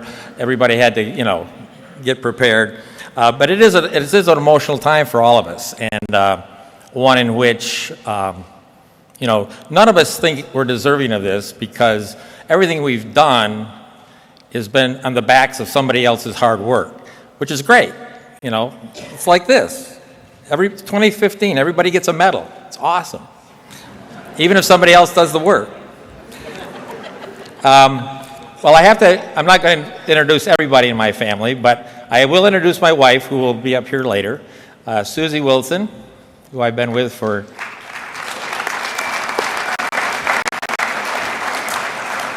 39 years, and we'll explain that a little bit later. My son Ben is here with his family, and Julia and grandkids, and Laura with her little boy, and Jason, and my youngest son, Adam, who is Adam. And of course, Susie decided this would be a great time for a Cotterdall family reunion. So she said, we're buying tickets, we're doing this, we're doing that. So I will be looking for a job, if anybody would like to help me out with my finances, because I think we spent pretty close to half the national debt of Afghanistan on this trip. When I got the letter this summer, Susie's been on my butt for literally, you should be in the Hall of Fame. I said, Susie, listen to me. There's a lot of really great people out there. She says, no, you should be in the Hall of Fame. I said, relax. So, of course, I get the letter. I bring it in. She decides, I'm going to call everybody. So she calls Adam first. Now, since we're on live streaming here, I won't say exactly what he said. But he said, well, that's really great, Dad. You're in the Hall of Fame. He said, when are you going to be in the You're a Real Jerk Hall of Fame? I said, I already am, because the only thing I have to do, the criteria is my youngest son also has to be a real jerk. That's not exactly what he said, but you can imagine. Of course, Susie is jumping around and is all excited. So I'm excited. I'm thinking, man, I'm a pretty big deal. So for about 3 days, I'm telling her what a big deal I am. So finally she's going, this is not good. So she says to me, she says, come into the room, I've got something for you. It's pink and it's soft. And I'm thinking, this might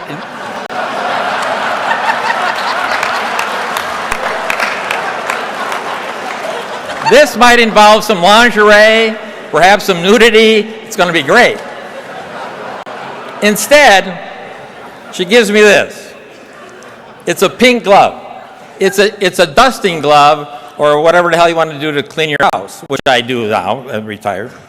I said, well, this is nice. What am I supposed to do with it? Well, turn it over. I said, oh, Hall of Fame.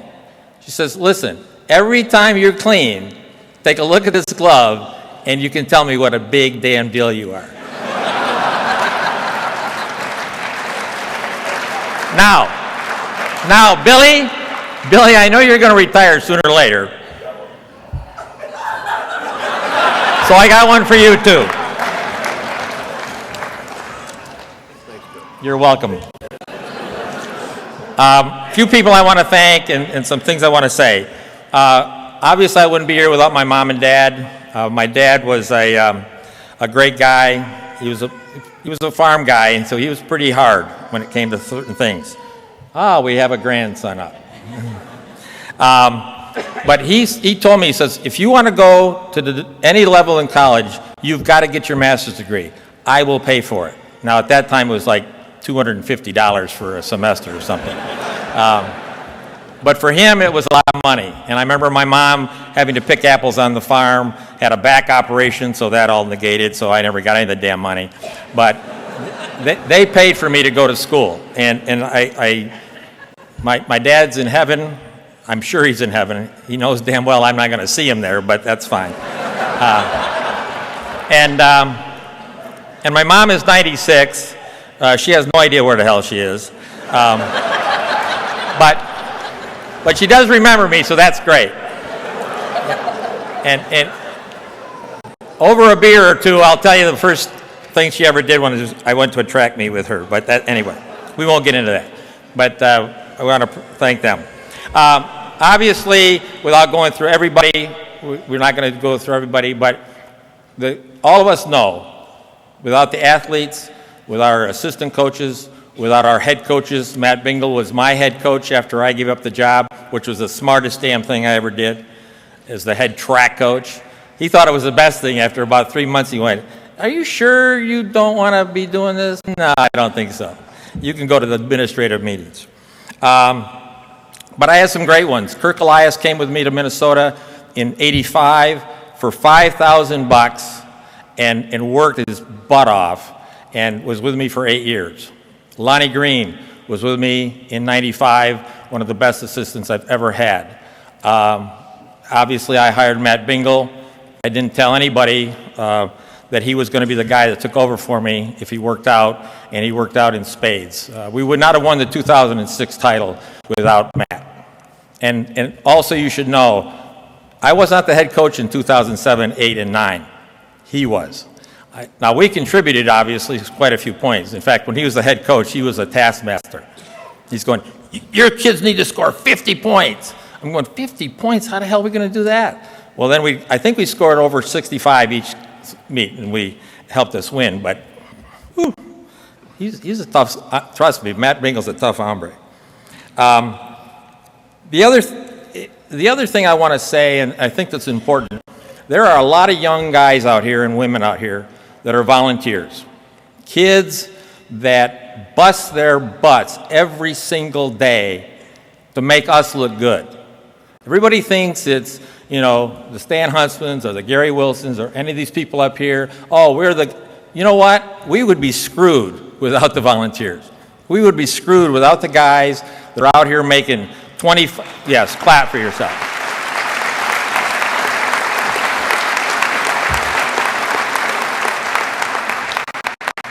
Making $20,000 and $25,000. I got not me, but Jack Mullaney, who's in the audience here someplace, started working as our director of ops intern.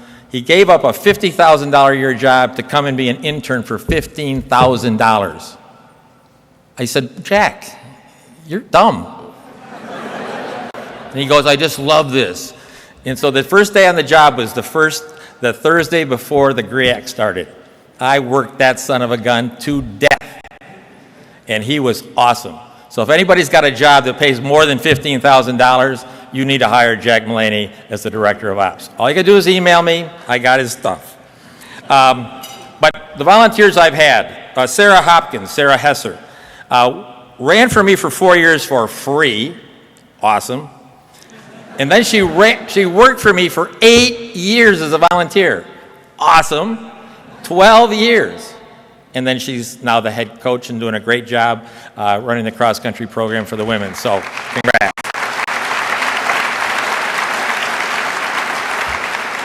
And there's so many others, and I'll miss people. I'm not going to name them all. But Steve Rajewski's here, who's now at Michigan, was our volunteer. Phil Bastron, now working for USA Track and Field. Smartest guy in the whole damn office. Patty Percival, Dave Percival, people that are my helpers in the GRIAC and also were my assistant coaches. And then probably the craziest volunteer that I ever had was Jesse Rosen. And a lot of you guys know Jesse. Jesse was born 40 years old, okay? When he came to me in what the heck, was it 92? He says, I'm gonna help you out. I said, well, who are you? Oh, there's a long story to it, but I won't go into it. But I said, you're how old? Oh, I'm 19. I said, are you in school? Yeah, I'm here. I have to do. I said, okay. So he started going on the road with me. And the only rule, after a while, I started to know Jesse after about 3 minutes. And I went, this guy could be really good or he could be a real problem. And as some of you guys know, he's a real problem. But we had a rule. If you get in trouble, no University of Minnesota stuff, if you do not get the police on our butt, ever. I get a call from Jesse. I don't know where the hell we were. It wasn't a very nice hotel. Days in Des Moines. Gary, could you come down here? What's the problem? The police are here. What? He was ripping some poor lady across the counter who was going to screw him out of 4 cents for a room. And here's 2 cops. I'm coming down. I'm looking around going, oh my freaking. I said, listen to me. He's just got out of the home. He's just a little on edge. He'll be fine. And they let him go. They let me go. I went, oh my freaking God. Jessie was known as my track wife. I spent more time with Jessie in 10 years than I did with Susie Wilson. And a hell of a lot longer than his first marriage lasted.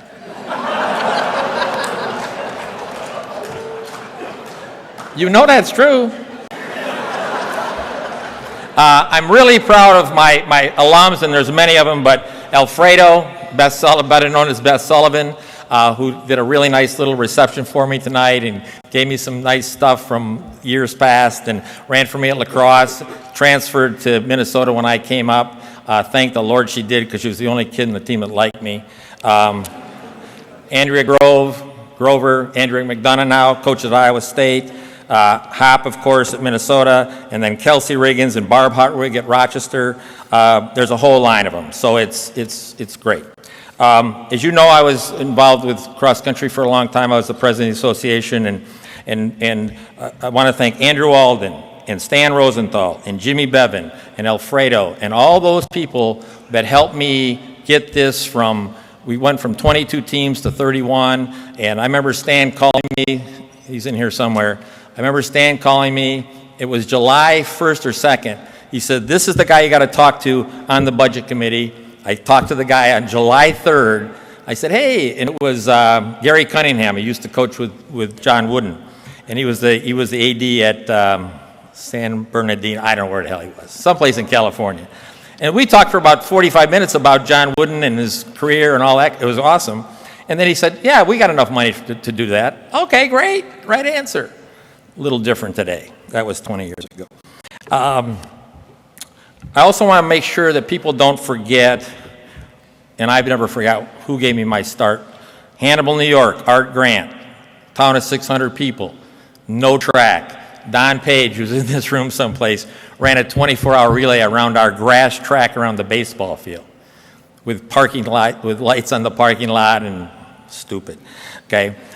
Well, I was stupid too, because I ran the damn thing, was an idiot. Wayne Kaufman at Cross, Marilee Baker, who hired me at Minnesota, and then, of course, Roy Griak, who I would not have the job if it wasn't for Roy. And then I just want to make sure that we understand that people have to give back, and everybody up here has, so many people out there have. George, where's George? I love George. Awesome. 90, how old are you? 94. Holy correct. Nobody wants me to live to be 94, I'll tell you that. And my mom is 96, so I got a shot.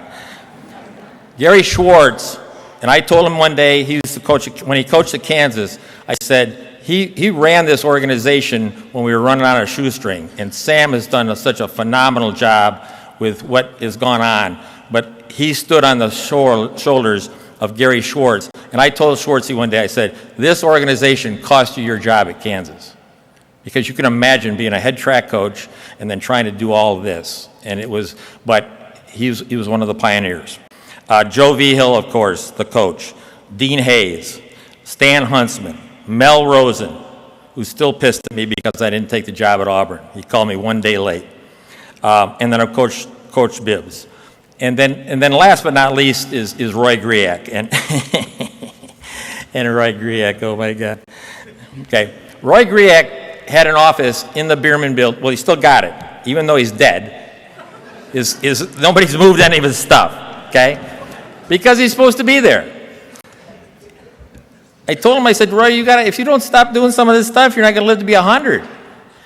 And he was so funny and so great, and people went, "Why the hell does he still come?"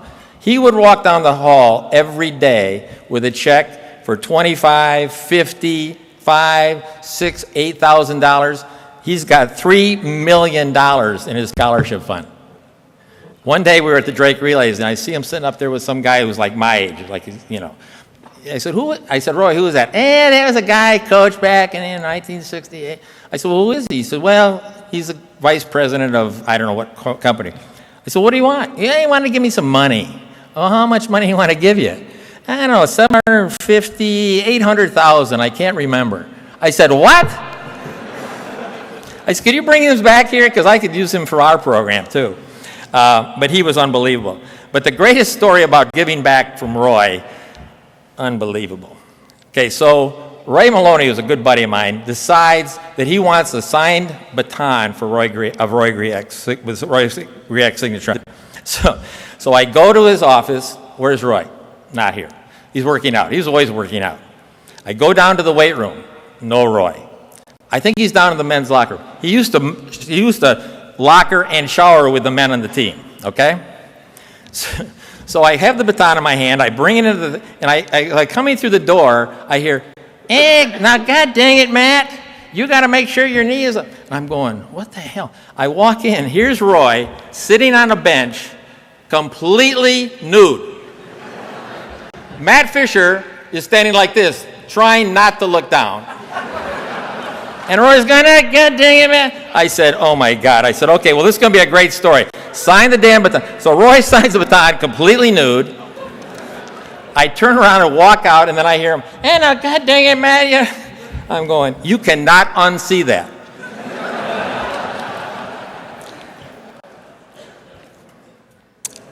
Care for others.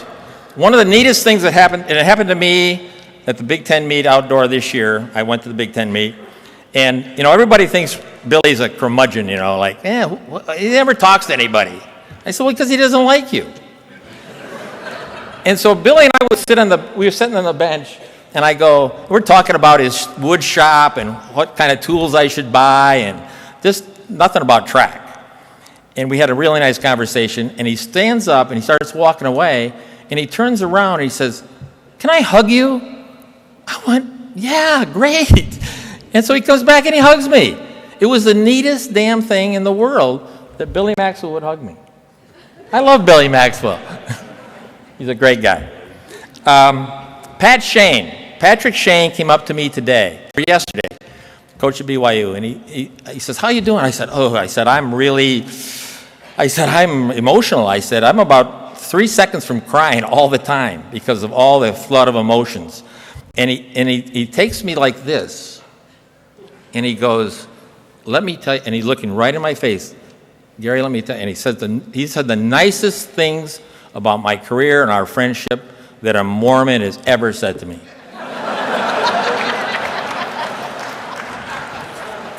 But those are the neat things. Those are great. And you guys out there are great. You men and women that bust your butt every single day. We're a family. I've got a family here that's awesome, and I love them to death. But I love this family too. We are everything about a family. We're like dysfunctional, we're screwed up, we're great, we're wonderful, we're fun, we're idiots, everything. It's awesome.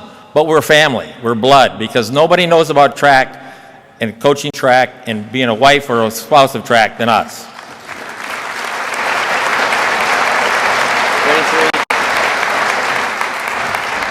Okay, now the most important person in this room and in my life is Susie Wilson.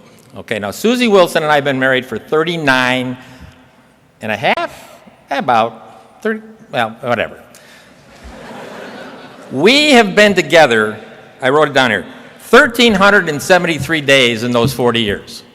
Because I was always gone, I said, we're kind of like on our honeymoon, so do not come knocking on our door tonight. So I want to give you just a few, because everybody thanks their wife, and then they go, yeah, great. But there's a lot of crap that people go through. And I want you to know the crap. Well, first of all, I would have left my ass a long time ago. I would have. I'm an idiot. I would never stay with me. Number one, we moved to Minnesota. 3 kids under 5 years old. We live in 4 different houses because our house wasn't ready. Her mother passes away, and I take off to meets and recruiting. I have no recollection. My youngest son, Adam, who turned out really great because obviously my wife raised everybody, I have no recollection of that guy being 0 to 5 years old. There were pictures. I saw pictures. I was in the picture. But I was always worrying some damn kid in California whether they can run fast or not. It was stupid. Summer recruiting. Hey, we're gonna go on a trip, Susie. Where are we going? We've got 14 home visits to do between July 1st and what? So I would take her and the kids in our van. I'd drop them off at a pool. I said, I'll be back in 2 hours. And I go off and do the home visit, and I come back. And she said, well, how do I know you can be back in 2 hours? I said, you don't. But don't leave, because then I won't know where the hell you are. So I could do my job and make, it was like stupid, the money. I never made more than $79,900 in my life at Minnesota. And that was big, because I only made 19 at La Crosse. But anyway, so she did daycare. She did daycare with 12 freaking crazy kids. I would come down every morning, I see this little rug. What was her name? Kelsey Ann, right? I say, hey, Harriet, how you doing? My name's not Harriet, it's Kelsey Ann. Every day I would do it, I'd drive her nuts. She's got to be, what, 30 now? She's a whack job. But I would get down there, I would pick out my briefcase, and I would go to a restaurant and buy coffee and drink. I just drank. But anyway. But she did that. She didn't have to do that. It was stupid. She's up at 6 o'clock, in the morning, cutting like little hot dogs in pieces so that the kid doesn't choke. You should have choked Kelsey Ann. Coaching education. Okay, you work all year, and then you decide, okay, I got the summer off. No, I'm going to go to coaching education and teach for like 10 days in a row. I'll be back. Have a nice time with the kids. It was nuts. I left her once with my mom, who's a crazy person. I went to Puerto Rico and taught for like 10 days. I left her at Cuckville, New York, with my mom and the 3 kids. Oh my God, I came back. I thought, this is the end of the marriage. Don't ever do this again. My mom doesn't like women very much, but anyway. GRIAC picnics. Oh my God, have 150 people over.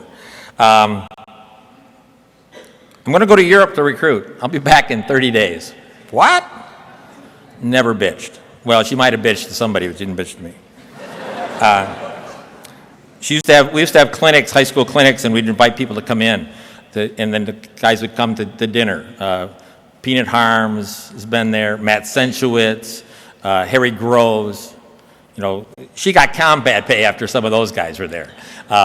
But then we had to have nice people like Eddie Marcinkiewicz come, and she liked Eddie. So, but she was great with that. But the thing that I think that people don't know about wives, and sometimes they don't know about people like me. In the mid-'90s, early 90s, mid-'90s, I had Lonnie will tell you, I had the worst. I won't put her name out here but everybody knew who she was. She was the worst.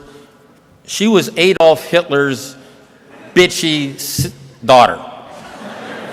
But anyway, there were 60 of us on the staff, because we were separate women's and men's athletic departments. Only 4 of us survived. So that tells you a little bit about this woman. And I was going through a really hard time, getting depressed. And then my dad was going through a really hard time with his heart, and I was worried about losing him, and I was really in a bad place. And she said, you need to get some help. I said, I'm not getting help, man. I don't need help. I'm me. I'm Gary Wilson. Don't you know what I am? I'm a big deal.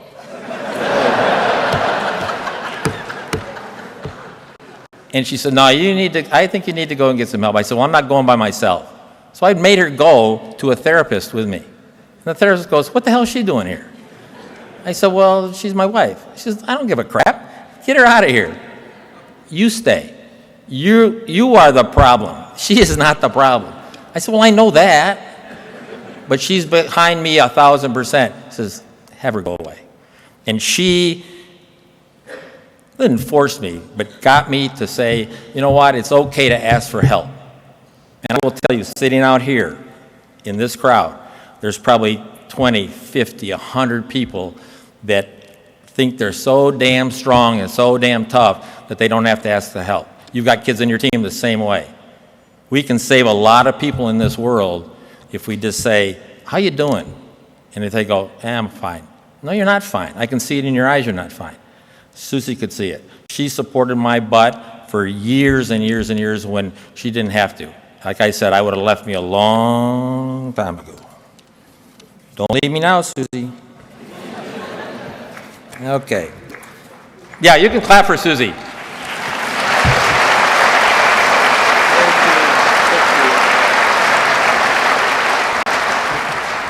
But she never did complain. The only time she complained, she's really pissed off about this first round crap because it screwed up her Memorial Day weekend, so she couldn't go on the boat with me. So take note, Sam. I'm telling you, she's still pissed about it. But you know what, Susie? I love you. I've set a lot of goals and achieved a lot of things in my life. But without that quarter of an inch of purpose, I mean, the reason I get up in the morning, other than cleaning, is because of you. I love you very much, and this is your award.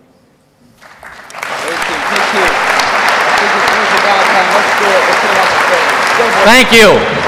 Presenting the Hall of Fame Award, Jesse Rosen and Susie Wilson.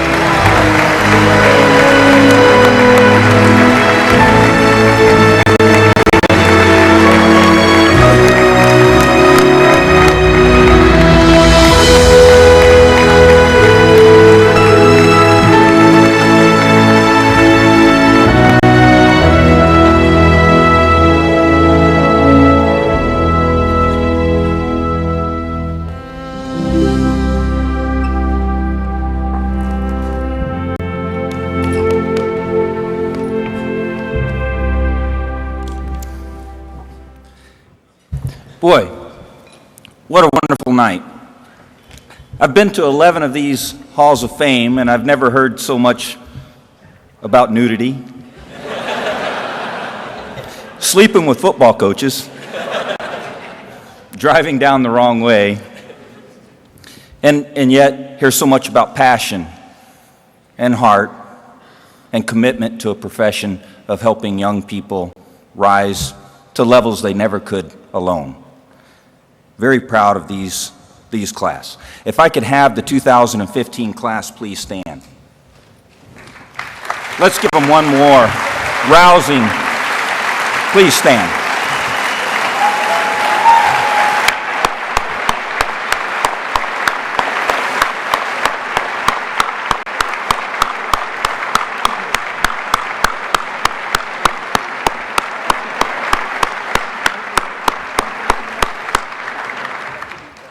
I want everybody to enjoy the rest of the evening.